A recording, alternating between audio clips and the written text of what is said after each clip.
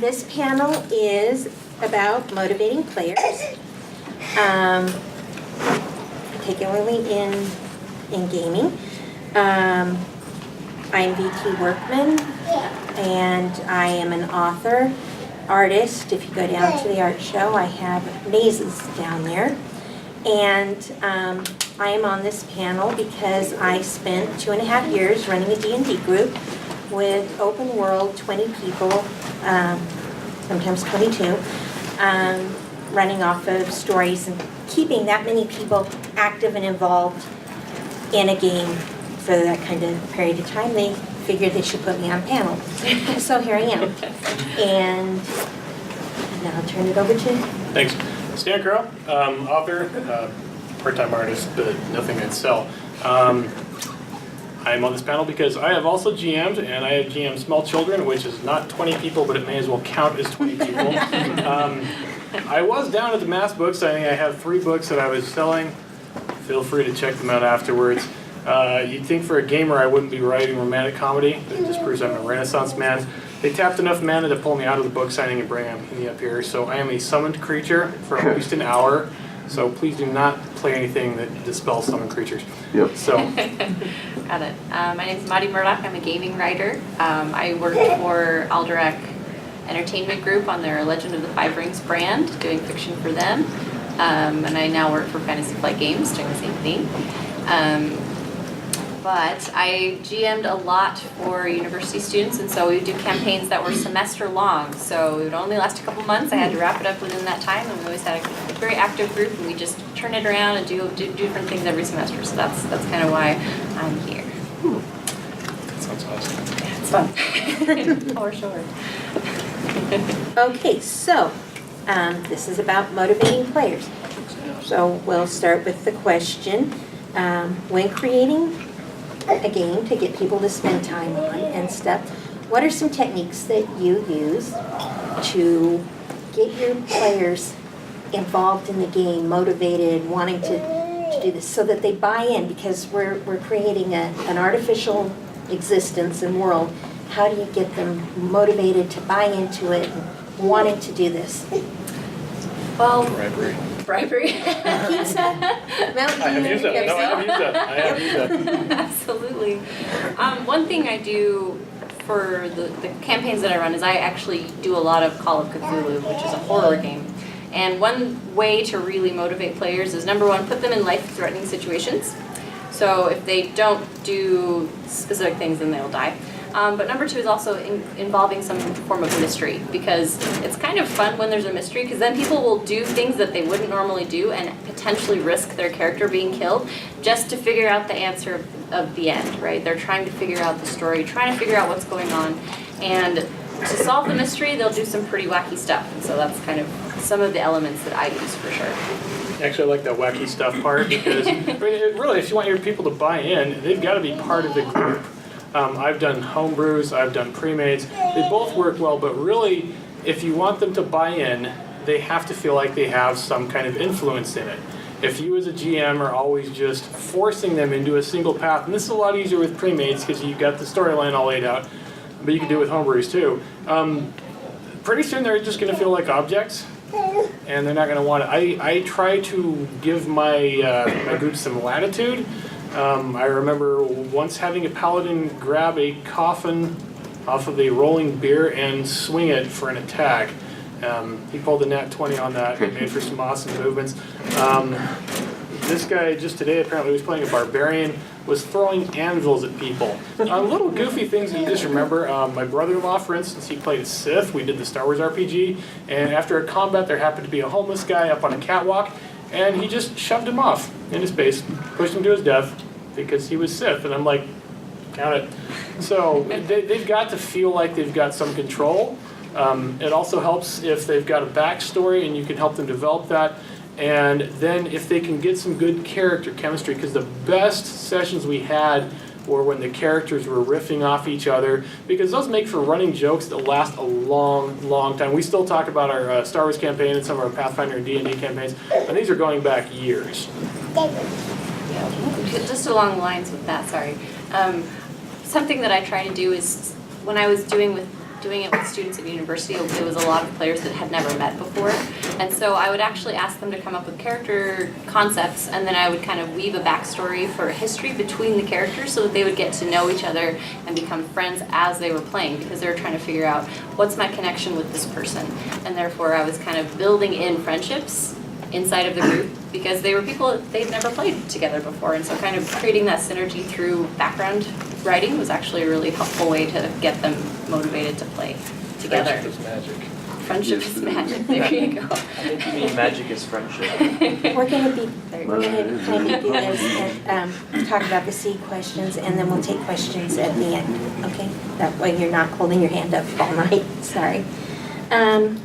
Okay, when I'm dealing with players, one of the techniques that I use was, well, when you get a group together, everybody wants to be the perfect player, and they try to build the perfect ideal, like, and they're gonna beat everybody else out because they're gonna have all their secret little ticks and stuff. I would start out with everybody had to have some kind of disability. There had to be some kind of flaw to their character. So as a rule in setting up the game to begin with, you had to pick a flaw. Sometimes they struggled very hard. And it doesn't have to be a bad flaw. You could be hard of hearing. You could have an aversion to light. But because your character is no longer always ideally perfect in everything, you then had to rely on the other players to carry you through at different actions and involvements that came up as the storyline progressed. Because if you have an aversion to light, all of a sudden, anytime they're going into a bright situation, they're not going to be your lead character because they can't see. And that, therefore, they have to rely on the other characters to help them through that section because of the weakness that particular character has. And as long as everyone had something, they all end up working and collaborating as a group to help each other along. So are those arbitrary weaknesses, or I mean, how did you as a GM determine a weakness was adequate? Because what if they just said, I have an aversion to grass, or I don't like strong coffee, and that's not really going to affect their character, they just... No, it had how to did you be... determine what qualified? I had run across a book on role-playing, and I don't remember who published it. It was an older book I found in a corner of a bookstore, and it was dealing with role-playing games, and it had made the suggestion of using weaknesses for building character, and it gave a list of suggestions such as fear of heights. How many times in an adventure game do you end up in a situation where there's going to be heights? So basically you end up with this list, and they have to either pick off the list, or if they want to pick something unique, the rest of the group has to agree that that's an acceptable switch off of the given list of if you are afraid of water, how many adventures are there going to be where there may be water? So you got the one who's afraid of water next to the one who can't handle heights, and you stick him in a cave on the side of a cliff. Great, who's going first? That's really clever. That's cool. Stick them on top of a waterfall. Oh yeah, there's all kinds of ways to use and manipulate with that. I think that also brings up a really good point, which is problem solving, right? People love problem solving in RPGs, right? Whether it's trying to figure out how to cross a chasm, or fight off an army of the undead, or Or do both at the same time. Oh, exactly, right? And so there's some form of puzzle play there where they're trying to figure it out, and I think that phobia idea or that kind of weakness idea is a really good way to have them synergize together with their own abilities, their own weaknesses, and try to, again, puzzle out the situation. And they're unique solutions. Because we had, in one game, we had where they were facing a goblin army. Unfortunately, mixed in with that goblin army was some nilbogs. And I don't know how many people might know what a nilbog is. But when you run into a nilbog, you do the opposite action of whatever you thought you were planning to do. Nilbog. Yeah, because it's goblins spelled backwards. And so when you think you're running away from a nilbog, and you're not, they look a lot like the other goblins. So you're going into the confrontation. You think you're charging in, you're retreating. You think you're retreating, you're running smack into them. Oh boy, is that going to be fun. Well, I like the whole idea of weakness. 'Cause I played with a group, but we were good friends, and it was good in a lot of ways. But they were a couple of the guys were really min-max, and they were totally hack and slash, and there was really no problem solving, and really no emphasis on anything other than that perfect character. And you know, we had an okay campaign, but it felt a little flat because pretty much every session just devolved into combat. I'm a And tank, so- I'm going first. Yeah, and so we almost ended up cutting out the RP, and it's like, okay, let's throw a bunch of bad guys on the board. Okay, great, position yourself, roll initiative. And it was like, you know, and the one time that one guy took a headshot and kind of died, he Kind of does. it was a simulated It's death. questionable. It was a simulated death. He didn't take it very well because, you know, he was used to having this just amazing character who do everything, and it I think it really kind of took something from the game in terms of just enjoyment. It was hard to challenge that group. It was hard to go in alive. And I guess that's kind of like also the underlying principle of just fiction in general, which is conflict, right? From conflict, that's where the interesting stuff happens, right? Your character gets challenged, you get to rise to meet that challenge, and that's where the magic happens. So, unless you're expecting the slash and victory kind of experience from your game, like if that's your purpose in creating the game and creating, you know, the campaign, then that's fine. But if you're trying to look for something different, maybe those are some strategies you want to try. Well, there's time and place for the victory slash. In fact, the thing is one weakness you can have is what happens if a combat goes poorly. Even if they win, what happens if someone loses a limb? Yep. You know, especially in where there's no technology or something like that, you don't usually get those back. No. So how do you, well, you know, you can magic regrowth spell or something, like get some Harry Potter going on. But how, I mean, I think you can take your scenarios, and even if they don't have a weakness right then, you can throw something in. For anyone that's watched Ruby, that's actually exactly what happened with one of the characters. I don't want to give too many spoilers, but one of the characters lost an arm at the end of one season and goes into the next season trying to figure out, how do I deal with this new life where I only have one arm? And you kind of watched her depression and just kind of moping and her dealing with her father who was trying to help her through this. And I think that can bring an element of realism, an element of emotion into a game. And if the character, if people realize that, hey, there are consequences to my character from this combat, it might motivate them to think through their actions a little bit more. Absolutely, and I've seen that happen. I had a player who, he built his character and he was very proud of it, and he'd spent an awful lot of time watching, there's that video game, World of Warcraft. Mm-hmm. And he'd been an avid World of Warcraft player, and this was one of his few sideline activities, was to try and join this group and work with the other players when he wanted to be a World of Warcraft orc. And so he was sure that he was going to be leading the others. At one point they're crossing a moor and he knows what's going on and he's going to lead, and he's built this character that he felt was basically the perfect tank. Unfortunately, he ended up in a situation with some magical bog creatures, and due to some very bad dice rolls, lost much of his intelligence skill. He was down to a 2 for brains. He doesn't need intelligence. Yeah. You point him in a direction and he goes. So basically at that point, he decided that he was mad, and he actually left for a few minutes and went outside to think, because That's hard with an intelligence he no check. longer. But yeah, so it took a Just few saying. minutes with that. When he came back, because he had a choice at that point. He could play with the character with the intelligence of 2, or he could start over with a new character. But his character, he could not start over with a rebuild of the character he just had. So what he ended up doing is building a new character that was the brother of the character he lost. But he so loved his old character that he dragged the old character with him for the rest of the adventure, taking care of his handicapped brother throughout the rest of the experience because he could not let go of the character that he had built at that time. So it was a D&D version of Catcher in the Rye then, or? Sort. I wouldn't go as far as Catcher in the Rye because there wasn't some of that darker side going on. But Throwing it out there.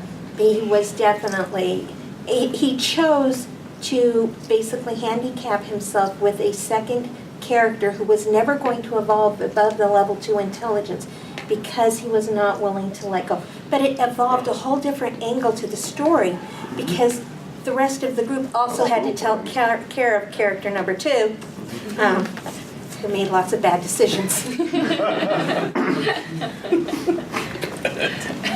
Wow. What a Okay, surprise.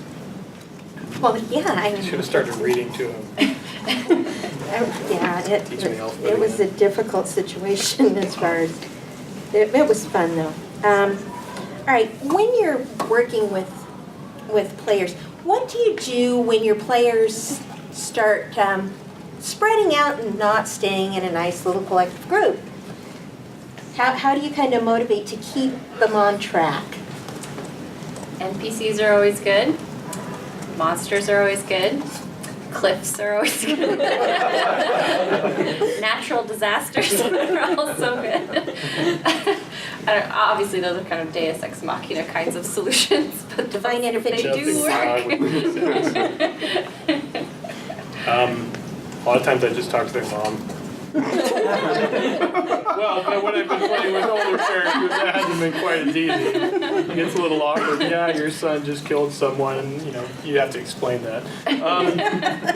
Well, it's funny because I actually had a group recently where we sort of did just a one-off for a birthday party, and we had players of a variety of ages, some kind of upper teens and some preteens, and typically with that kind of an age range, I will separate them into different groups because they've got wildly different attention spans and interests, and that made for a really challenging group. And I had to be quick on my feet to try to keep them together because some of them, one guy just wanted to kind of go off and do his own thing, like period. And it's like, do you not understand the concept of a party? Another guy's like, well, here's the main adventure that I kind of cooked up, and he's like, well, I'm going to go down to the harbor, and I'm going to get on a boat, and I'm going to go to a different continent. And it's like. Meanwhile, the younger players were mostly going along with the storyline, and I don't know that I handled that necessarily as well as I did because I kind of caved in a little bit to the older guys that wanted to do stuff, and so I was kind of simultaneously running 2 storylines, which isn't necessarily bad, but when you got people with a shorter attention span, or when you are kind of making something up on the fly for an entirely different storyline you haven't developed, that's fine if that's all you're doing. So I was able to rely on my notes, but it really took something away from the group that was following the main storyline and trying to actually solve the problem at hand, because I had to, talk to these guys, and then talk to him, and talk to these guys, and it was kind of like, It kind of broke up the flow and the vibe of the group. Yeah, and so, what I probably should have done, I probably should have just thrown in a cliff or talked to his mom. But seriously though, I think if I had to do it over again, I would have probably found some sort of in-game incentive to entice his character to put off that trip across the sea, and how about you solve this? Maybe there's some personal stake, maybe there's some reward, and I wish I had thought of that there and then. But you were in the moment. Yeah, I was in the moment, and sometimes it makes mistakes, and you kind of expect your best laid plans to go awry, but that one really kind of awry, and so we made the best of it, but I feel it kind of ended up cheating both groups in a way. Speaking of the harbor, you could have just set all the ships on fire. I could have set them all on fire too. Okay, like when I've been working with players and stuff, a couple of the techniques that I've used is environment. If you put them in a valley, in a canyon, not a whole lot of directions they can go. Another one that I like is a little bit of information. that has to do with whatever quest you kind of want me to coax them toward. Just dropping a couple of little golden nuggets to sort of get, start the little breadcrumbs to head them off in the direction that you're wanting to go. Usually some kind of enlightenment from an NPC or something to help. Occasionally, I had one player who was dearly devoted to his god, because he figured divine intervention would save him from every adventure issue he could possibly get in. 2, he skipped the part where he probably needed to set up a relationship with that god before just declaring himself. And because the group I was working with, because there were so many players, sometimes you got bonus points for acting out your scenes. They were getting a little irritated with him and his constant wanting to pray. So he's on his hands and knees in the center of the room with his hands to the air, declaring to his God to solve the problem of which direction he is supposed to go, rather than picking one for the 5th time in a row. I am one with the force. And at that point, I was probably a bad DM because I hit him with a chariot. He was in the middle of the road. That was the moment he picked to pray. I'm sorry, there are natural consequences. And we have to keep that one in mind. Death by chariot. Viable way for many players. Okay. When dealing with players, are you familiar with the Skinner box? I looked it up briefly on Wikipedia. Me too, because I've never heard of it before. Yeah. Okay, but essentially a Skinner box is kind of like a conditioning tool. It was essentially originally used for rats. You condition them with little electrodes in the floor to make them do things that you want. There's like buttons and there's like food incentives and things like that. And that's kind of what a Skinner box is. It works for teenagers too. I wouldn't know. I can loan you one. Okay. We'll just A teenager or box? I have several. Okay, so I guess a Skinner box in this setting would be you're the kind of GM that basically is just playing an experiment with your players who are rats, and you just basically get them to do what you want them to do by kind of electroshocking them with little consequences and kind of leading them along and that sort of thing. The other thing with the Skinner's box is they tried to use the device to determine the optimal response, the optimal type of stimuli for response. So sometimes they would have timed response, like the bird would peck something a number of times and then it would get a treat, or the rat would push a lever so many times, or after a certain amount of time it would get a treat, or sometimes every time it would get a treat. Sometimes it was random. And so this Skinner's box was used to determine how do we best motivate players, and so, or rats. I'm sorry. That wasn't what I was saying. I'm glad it was not a Freudian slip. But I guess in terms of players rather than rats, it's great when you can figure out how your party best responds, and that's going to be different from party to party. I think if you're going to do that with a party, you've got to know your people. You've got to adapt it. And it is the same as writing fiction. Know your audience. That is a great rule across a lot of areas. So how do you get the best response? And you can experiment with that. One of the things that when I was reading about the Skinner box, because I didn't know what it was, I had not looked at people as rats in a box. I kind of thought they were human. My mistake. But one of the things that I found interesting about it was when they were doing the studies, when they were using the random techniques, they developed superstitions on what caused the results that they were looking for, that the rats would do things that they thought would get them the reward they were looking for, whether it actually had anything to do with it or not. Now, I can tell you from experience, your players will do the exact same thing. I have watched them develop superstitions in how the dice roll. They got to breathe on them. They got to shake them like this. I mean, they will come up with some of the strangest procedures. I had one guy that he could not roll the dice until he had stood up and spun in a circle and then rolled the dice. Anything else was going to give him a bad roll. And I don't know why the odds seemed to be more in his favor when he did this. And it was entertaining to watch. But they did. The players, I had players, we had all kinds of dice. We had more dice than we possibly could need for all these players because sooner or later somebody's going to have forgotten theirs on a game night. Yeah. They had certain dice they would not play with. The Dwemer dice, nobody would touch. Now, I don't know why the Dwemers were so evil and terrible that nobody could play with those dice, but they were the cursed dice. You didn't even want to touch them to move them out of the way to get the dice you want, because you would be cursed for the rest of the night. And it didn't matter what you rolled. The other players would tell you you were cursed for the rest of the night, no matter what happened. Well, there's something to that. I mean, I used to play Risk with my sister until I realized that the odds were always not in my favor. And it was funny because she always insisted on using the exact same dice. She had two small ones. She actually named them. She named them Tiny and Harold. And she would always play with Tiny and Harold. And I could attack her with like a 3 or 4 to 1 ratio, and she would just wipe the board with me. I mean, I had the better strategy. I was more intelligent. I was older, but Risk is a game that's almost more about chance than anything. And when it came to playing, chance was always on her side, and she would never ever let me use those dice. And so every time we went into it, you know, I had been conditioned to think, oh my gosh, I'm going to lose this because she's rolling these 2 little dice. It's kind of funny how it works, even when you don't expect it, even when it's not a conscious thing, you know. So whenever I took a territory, it's like, did I just do that? So, Just a little side note, in case you're wondering if your dice are just loaded or they're not very well made and so they're not balanced, there's actually a YouTube video for how you can test that. It involves like floating them in a cup of water or something. I don't remember the details, but I had a player try to bring loaded dice in. We busted him for it.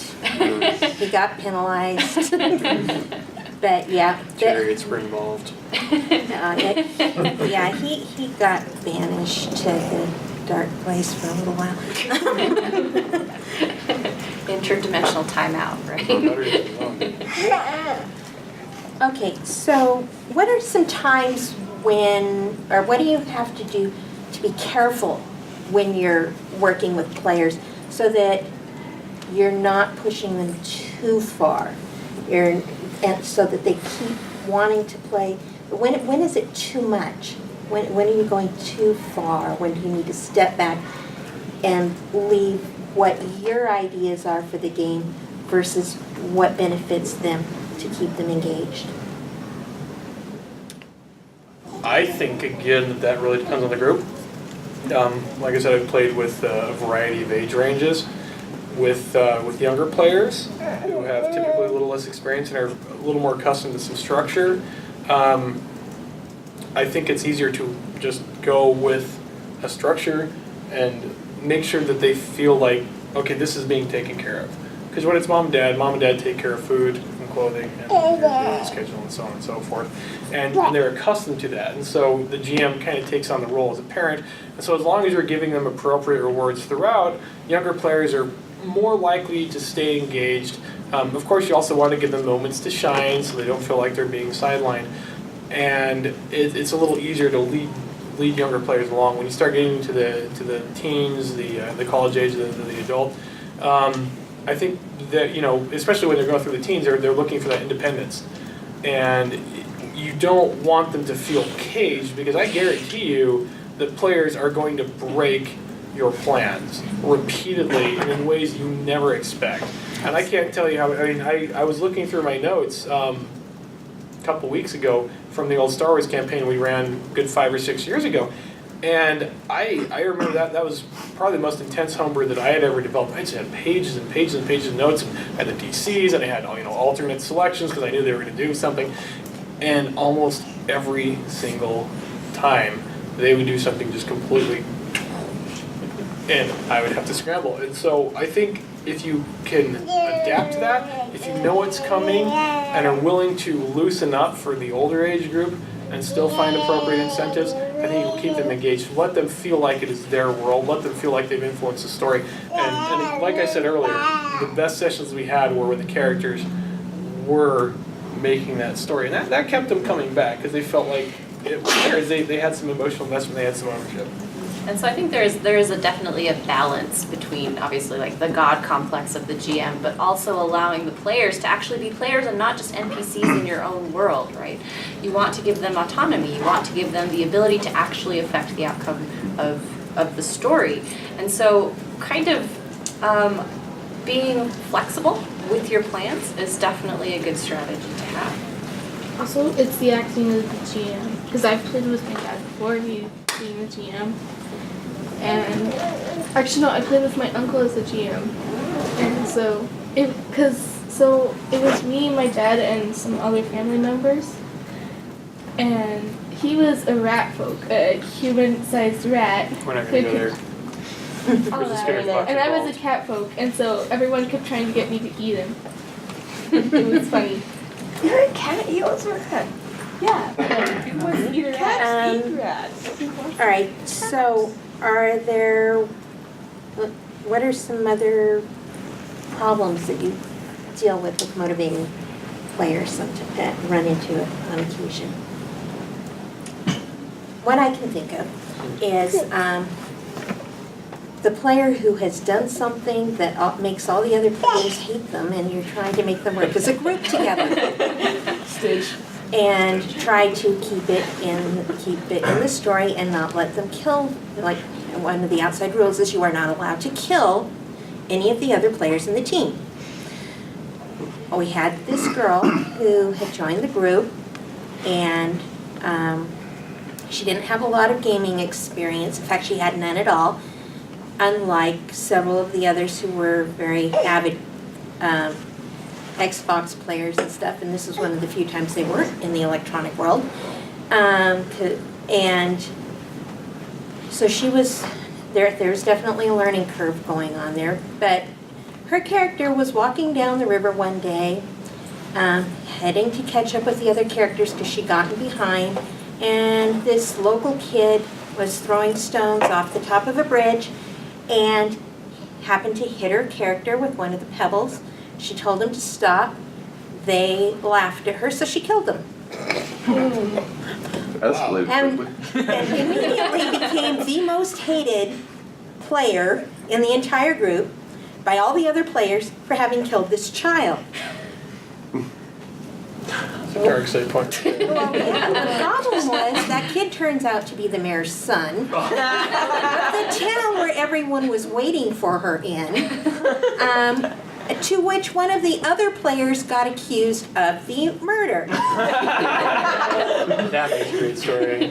Conflict. And Yes. then they had to break the innocent player out of jail while they needed to keep going, so they couldn't stop for their sense of justice because they really wanted to have her hung. They were okay with it. The innocent character needed to be freed from jail so that they didn't get hung for a crime they didn't commit because they didn't kill the mayor's son.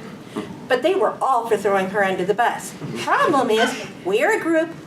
We're only 1/4 of the way through our adventure. We kind of need to stay as a group. You can't just sacrifice somebody because you didn't like something they did. We kind of need to come back together and work as a group.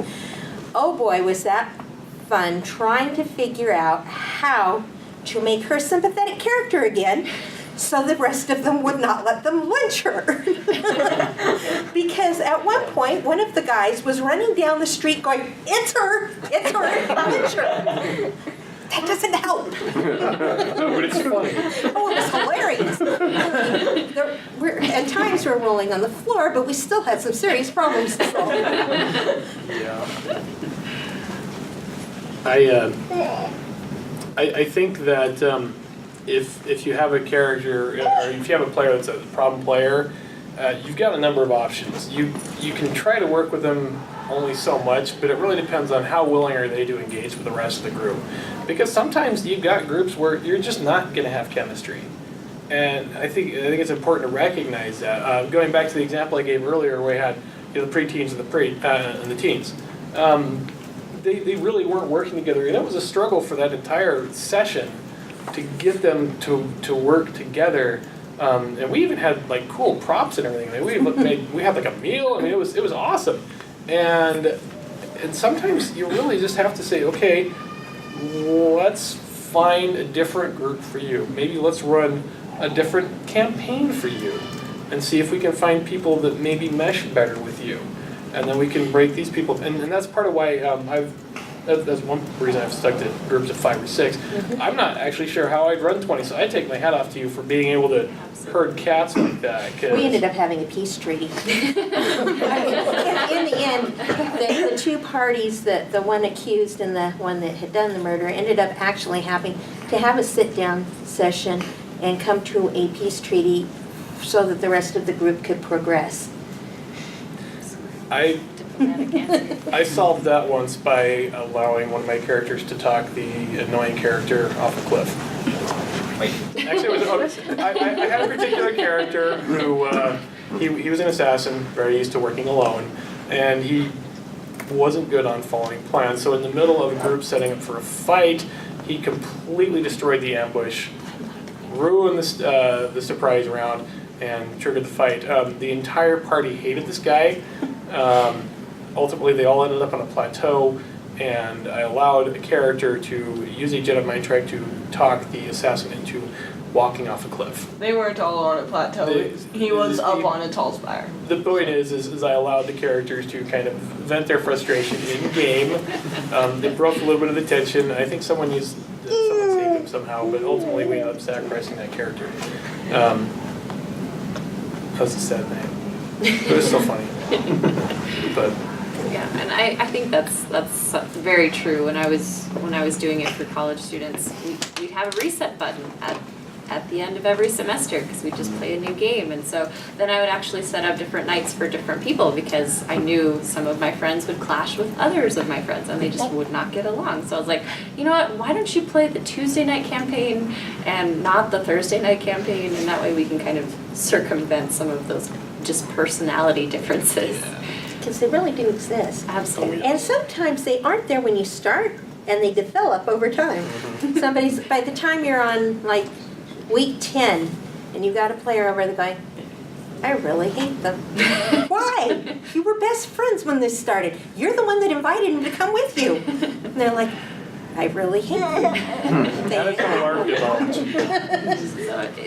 as a GM, you are kind of a mediator, marriage counselor at times, trying to get everyone. And they don't always know when the game ends and reality sets in, and you're having to have, talk down sessions about, I'm sorry that your Templar Knight is just not going to be able to do this at this time. It's just not going to happen. And you're going to go home tonight, and life will go on. This is not reality. This was a fantasy. We're all going to breathe now, and then we're going to see there's stars in the sky, there's grass on the ground, back to reality. Another problem, I don't know how many of you guys GM'd, but how many of you have GM'd? Okay, so you guys, wow, that is like most of the room. Well, this is called motivating play. That's a fair point. I probably didn't need to ask that question, but it was good to ask anyway. We've all been new GMs at one point, or DMs, depending on the game you're playing. We're all going to do dumb things. I think it's important to, even if you have to keep it out of game, but I think it's important to recognize that you are fallible, not infallible, because I need to be Pope GM. But you've got to understand that it's okay to say I'm sorry. And you need to define for your group, are you going to apologize in the game, or are you just going to let it roll and talk to me after and I've done both. It really depends on the group. But I had one, the hack and slash group, the example I gave where the guy mostly died, it was the same. Well, so they were in spacesuits. They were basically playing laser tag for a training exercise. And think battle room, Ender's Game. It was that basic concept. The guy takes a headshot, boom, he's out just like that. He was mad for the rest of the session. He almost quit the group. But I wasn't going to just stop the session and pat his back and give him love because we still had a session to run. And while we were friends, I talked to him afterwards, and there were times working with those guys when my understanding of the rules wasn't maybe as strong as it should have been, And so maybe it influenced the DC, or maybe I didn't read the roles right, or something like that. And I had to say, okay, I'm sorry I got that wrong. And there were occasional times in the middle of the session where I had to reverse a GM decision. I think you have to sometimes swallow your pride, because if you are seen as a tyrant when you're GMing, you're probably going to start losing players unless you can talk to their mom and keep them playing. But just be a little humble and let them realize that you are there to work with them, unless you're one of the GMs that actually likes killing people. And we've had some, and they can be fun. But if they want to work with you, if they're willing, if they know you're willing to work with them, it can help smooth out some rough situations. Okay, we're getting down toward the end of the section, so why don't we open it up for questions? If anybody has questions or comments? Yes? So problem players, two in two different groups, but for instance, just recently one of them attacked the mayor, killed him in front of the whole party, then charged off after a mob, and the rest of the party didn't want to be involved with this, so they just kind of stood back, and he ended up dying to the mob, and he was very angry and went unconscious, and the party rescued him, drug him back to the inn. And then as soon as he woke up from being unconscious, he said, "My character kills himself and I'm just done," and ripped up his character sheet. So how do you handle something like that? Take a deep breath. Well, that's for the player to do. But Because part of that is their struggle between reality and the game. They become so identified with their character at times that they have trouble separating from it, and when things don't go their way, they don't know how to deal with it. I've dealt with a couple of players that were kind of like that. In those cases, I can think of two particular situations. I had conversations with them after the game, outside of it, because ultimately the decision of whether they want to remain in the group and playing the game is up to them. That is their freedom of choice. They are not forced to be there. This is a social group for fun and entertainment, and it is also a group activity. They need to stop and consider the fact that what their actions are doing were not working with the rest of the group. They ran off by themselves on their own objective, and there's nothing wrong with being motivated and inspired to, have your own objectives, but you need to work with the group to be able to accomplish them. And there are things called natural consequences. And when you make a bad choice, you are not protected from the natural consequences that fall after those choices. Yes? So, I don't know, I'm not the most experienced DM, and maybe this just says something about me, but more often I get people who aren't as comfortable role-playing, or maybe are on the other side of the spectrum and aren't quite invested enough in their character. How do you suggest I change that? Dress like a clown every session. Actually, there are a few ways to do it, and I don't usually plug books. There is the Extreme Dungeon Mastering book, written by Tracy Hickman and illustrated by Howard Taylor. That one actually has some really interesting tips and tricks, like doing magic tricks and stuff. A lot of those are gimmicks, and the book is more just kind of fun. If they're not invested, like she was saying, it's a personal choice. You have to figure out, why are they playing? Are they playing just because it's a couple hours or so to hang out with their friends and they don't really care so much? Because if they are, then Have a social club. Roll with it, and just be okay with them not doing it. But if you think that they're going to enjoy it more because they're invested, then if it's possible, maybe take some one-on-one time with them. Just ask, say, well, tell me about your character. Why does your character do this and that? And if they're not so good with that, just say, if you had to describe your character in one word, one attribute, what would it be? And then build a character on that. Maybe their character is built around hate, and then they dress in black and say, where do you dress? Or maybe they're about love, and there are all sorts of cliches like my parents died, or my wife died, or my dog died.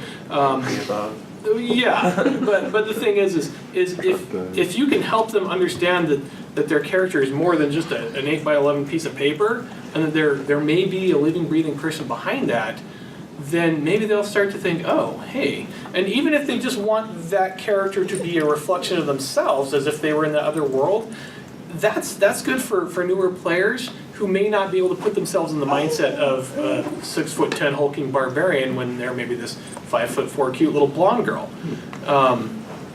So just work with them one-on-one, and then when they're in the session, try to find ways to bring that out. Maybe there's an NPC that came in from the character's past and is like, oh, hey, you owe me money, or hey, you know, I've always loved you, but just little things like that. And as you trickle in these little tiny things, maybe they could start to see, oh, I do have a history, and oh, it is affecting me now, so maybe I should roll with that. And then over time, a lot of characters, a lot of people, not everyone, but a lot of people will say, hey, this is fun, and they'll run with it, and let them be free to do that.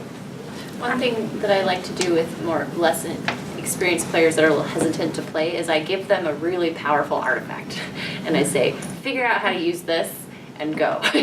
Because I think that gives them an incentive to try new things, to use this new tool that they've been given. Exactly. And it does empower them to take initiative, to start doing things that they were kind of hesitant to do before because they feel like they're suddenly able to do it. So that's something that I try.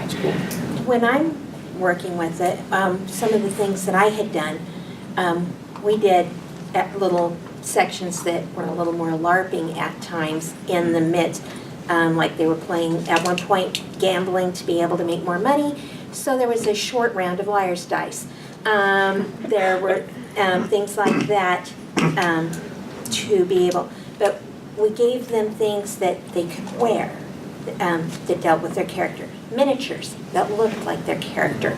Even if it was printing out a picture you found on the internet to put in the corner of their notebook or their box. We had boxes that they kept their dice in because, of course, their dice were special and superstitious. And so they had their box and they had little things in their box that were for their particular character. One character carried around a blue rock. Never told the rest of us why they had to have that blue rock in their box, but they could not play if that one character stole the blue rock one day. And we had a 10-minute episode of having to find the rock before we could sit down to play the game for the night, because this was part of their getting into character, making it real for them in the game. And then come Halloween, we had a Halloween party each year. They came dressed as their characters. Just a couple of the girls that were assassins had the corsets laced up with the legs and the boots, and they had boot knives and stuff. They got into the character. The guys had the capes with, the hood and things. And we didn't play D&D that night. We played other games. And we had lots of snacks. And we laughed. And some of the stuff that had happened in some of the earlier games had been videotaped. So we watched the videos of some of those moments that had gone on. But it was those were the kind of things that made it more than just a game where you're rolling numbers and you're rolling dice. This is why I could keep a large group, because we were a social club as well as being a D&D group. And you wanted to be there. These were your friends. I would get phone calls going, can't we meet more than 3 times this week? No, I have a real life that I make my bills by living. There's only so much of the imaginary world I can handle at a time. But it's that kind of thing that you do that helps your players be able to buy in. Find out what they're interested in, find out how they see their character, and then give them things. One of the girls had a notebook. It was just the kind of notebook that she had. She had gone out and bought a special notebook that had a raised embossed demon on the front cover to remind her that she had an evil side to her character when she played it. It was just her little thing to make the game more real for her. That helps them with the buy-in. Any other questions? Yeah, one. Like on the reverse side of that's getting a player to invest in the game. How do you get a player to de-invest in the game? Because some of the players are more charismatic or more involved or more confident than the other players. So they want to make all the decisions, and they kind of dominate the play group. How do you get them to shut up and play on the sidelines for a bit? You have them get a girlfriend. You split the group so that it's about half boys, half girls, because you'll have that playoff of trying to impress the other group. And you make sure at least a couple of them are single at any given time. That really helps. Then you throw on boot knives. Yep. But no, yeah, sometimes you have to pull them aside and have a talk with them, or give some of your less outspoken players some of the better booty. Because all of a sudden, if they have a little bit better weapon, a little bit more knowledge about something that they're going to be, that makes the other players have to back down a little bit, and because they want that information, or they want at least the benefits of that weapon if they can't talk them out of it themselves. Yes, in the back? I was actually, do you mind if I answer? No, go ahead. In the words of Stan Lee, with great power comes great responsibility. and I'm saying this in all seriousness because you get a change of perspective when you go into management. And everyone thinks that being the boss is the cool thing because you get to order people around. That's not really management. So if you got a player who's really trying to run the show, then make him or her responsible for what goes on. Make them management and make them take that responsibility. And when they find out that everything that goes with actually running a group, maybe they'll think twice about, oh, I want to do all this, because if they get the blame for everything that goes wrong, and if it's really their fault, I mean, don't blame them for things that aren't their fault, but make them own that. Don't just say, oh, well, we're all going to town A because you said so. If they all go to town A and town B, which they were supposed to be protecting, gets burned, guess who gets the blame? And that's just being management. So, and maybe they'll rise to the challenge. Maybe they are naturally a leader, and if they are, recognize that, work with that, and maybe they will develop into a great group leader. But if not, maybe they'll say, you do this for a semester. Okay, there was another question? I was actually just going to add on to answering his question. Okay. Another good idea is possibly having your NPCs directly address your players who are not nearly as loud. So they ask them the specific questions, such as, should we go hunt this monster? And then if that player, they specifically ask that player for whatever reason. Cool. Something like that. That's good. That's a very good idea. Okay, any other questions? Yes. I was just going to comment that I've got a player like that, but he actually is a manager in real life. So. Assign him to the weakest player in the group. Because that'll help bring the weaker one along and give them some kind of a leadership role in teaching or training or helping develop that character. And it will help bring a cohesiveness to your group. And make sure he always remembers to verify all the time cards every 2 weeks. Just saying. Okay, so we're in the last 5 minutes. Is there any other questions, comments? Anything? Yes. What is your favorite type of player? My favorite type of player? Just as a GM. Okay, you start. Okay. I love when players do crazy stuff that I've never thought about before, because number one, it makes the game way more exciting. And number two, it gives me a challenge and also a puzzle to figure out, like, how can I respond to this character that's doing crazy stuff? For example, I was playing with someone who decided that they were going to fist fight every single monster that we came across. And that was, it was impossible, Were they number playing one. alone? They were going to die every single time that they tried this. And so it was kind of like throwing a wrench in my own, I guess, like, idea of how the game was going to work. And so it was kind of exciting for me to see what would happen, because I didn't know, and he was definitely making choices that I wasn't expecting. So I like that kind of player, even though it might be a little bit difficult at times, but I think that enhances the game a little bit more for me on my end. I like petite blondes from California. No, I married one, so I can make that joke. No, I really like what you were saying. Players that think, players that invest, I do like it when players actually role play as well. Again, with the hack and slash group, it was all right. But again, I remember character interplay and player interplay for a lot longer than I remember most fights. I mean, there are some cool things that happen in fights, but I like it when the players will talk to each other and interact with each other. I love that. And I'm okay if they throw me a loop if they're invested in solving it, because it's great. It makes it their story, it pulls them in, and it keeps them around for longer. I absolutely agree with that. My favorite characters were the ones that were challenging, the klepto in the group that was always stealing from everyone else's bags. Oh my gosh, player. And that was challenging. The one that was always angry at the world because life had given him a bad situation. His parents had been killed, and his background story that none of us had anything to do with. And so he was always going to eventually avenge them with no idea how that fit in the rest of the story. So we had to work with it. But yeah, the challenges they give you, the puzzle solving, the creativity. When they get into, there were things like breaking runes and translating runes to be able to break the lock, and handed out rune sheets to the entire room. They had to actually sit there and try to figure out a language to be able to solve getting through that lock. It was amazing to watch them work together, and the things that they threw back at you that you weren't expecting in solving that problem.